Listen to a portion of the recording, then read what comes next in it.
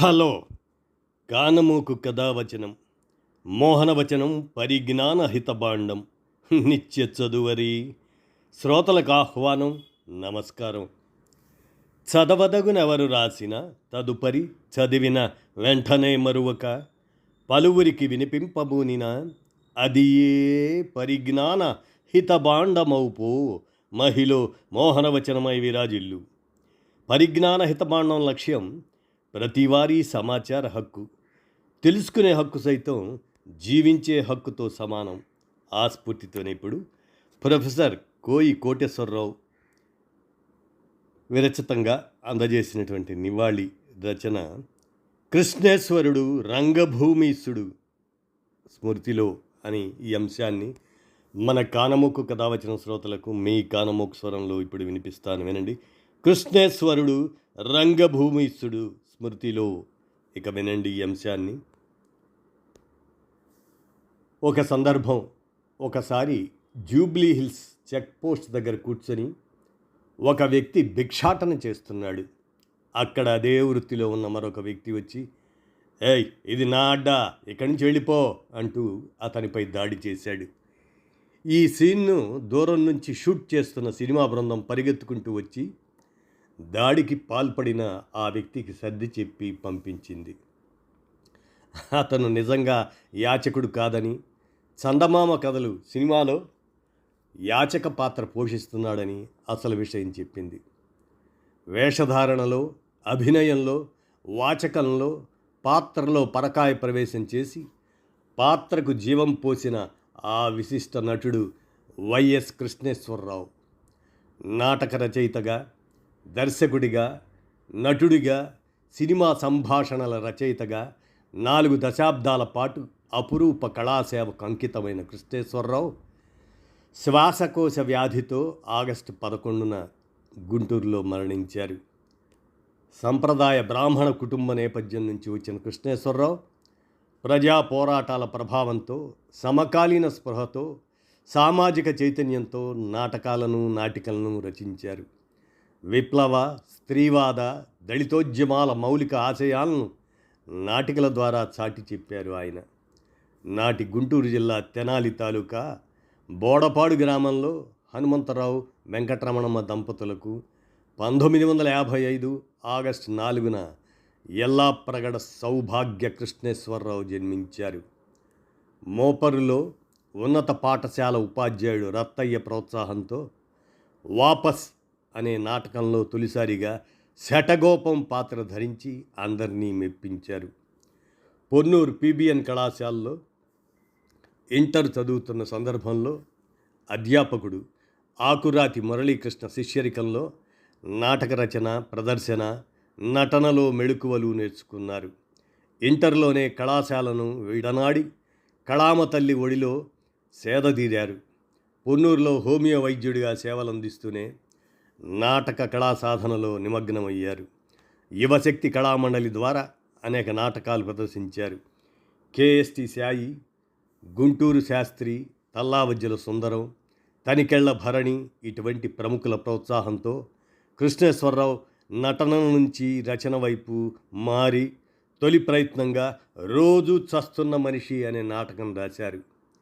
తానే ప్రధాన పాత్ర ధరించి స్వీయ దర్శకత్వంలో విజయవంతంగా ప్రదర్శించారు. దాన్ని కాళ్ళు కడిగిన చేతులు, గొంగళి పురుగు, పక్కింట్లో పుట్టండి, సంపద, గుర్తు తెలియని శవం, నష్టపరిహారం ఇటువంటి నాటికలతో కృష్ణేశ్వరరావు వర్తమాన తెలుగు నాటక రంగంలో తనకంటూ ప్రత్యేక గుర్తింపు సంపాదించుకున్నారు. రసఝరి అనే నాటక సంస్థను స్థాపించి తన బృందంతో రాష్ట్ర, జాతీయ స్థాయి పరిషత్ నాటక పోటీల్లో చాలా కాలం పాటు విజయభేరి మోగించారు. ఉత్తమ ప్రదర్శన, ఉత్తమ రచన, ఉత్తమ నటుడు ఇలాంటి బహుమతులు ఎన్నో కైవసం చేసుకున్నారు ఆయన. ఉమ్మడి ఆంధ్రప్రదేశ్లోని ప్రధాన నగరాలతో పాటు ఢిల్లీ, ముంబై లాంటి ఇతర ప్రాంతాల్లో కూడా కృష్ణేశ్వరరావు తన బృందంతో 1500కు పైగా నాటిక ప్రదర్శనలు ఇచ్చి ప్రేక్షకులకు కమనీయ కళా సాంస్కృతిక ఉత్తేజాన్ని అందించారు. మద్రాసులో గొంగళి పురుగు నాటకం చూసి మురిసిపోయిన సినీ నటులు కొంగర జగ్గయ్య, కృష్ణేశ్వరరావును అభినందించారు. పక్కింట్లో పుట్టండి అనే నాటిక కృష్ణేశ్వరరావు దార్శనిక దృష్టికి నిదర్శనం. ఇందులో మధ్యతరగతి మనస్తత్వానికి ప్రతీకగా నిలిచే కాంతారావు పాత్ర, విప్లవవాది అయిన అతని కొడుకు సూర్యం, వారిరువురి మధ్య సంభాషణలు ఆలోచనాత్మకంగా ఉంటాయి.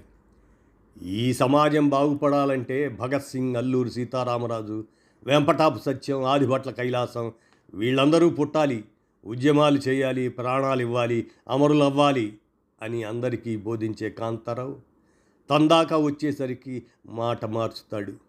పక్కవాడి త్యాగాల మీద, ఎదుటివాడి కష్టం మీద బాగుపడాలనుకోవటం తప్పు, కష్టం మనదవ్వాలి, త్యాగం మనదే, మనమే చెయ్యాలి అంటూ ఈ నాటకం ద్వారా కృష్ణేశ్వరరావు ఉదాత్తమైన సందేశం అందించారు.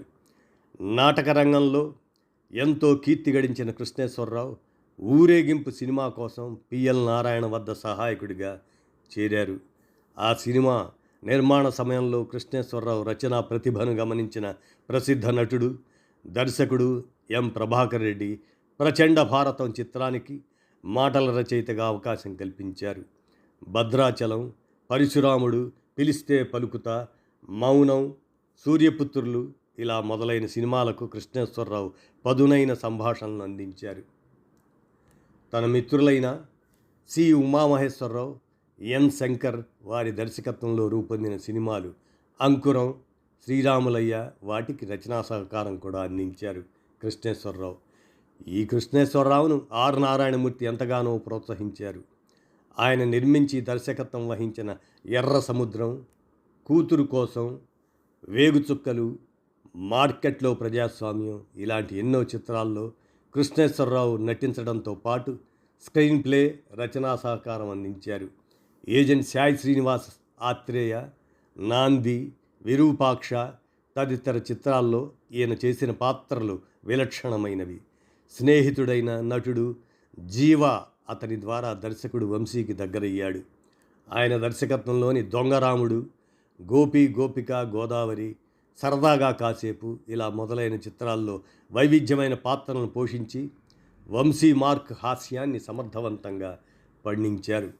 నాటక రంగంలో ఆయన సేవలకు గుర్తింపుగా తెలుగు విశ్వవిద్యాలయం ధర్మనిధి పురస్కారాన్ని అందించింది.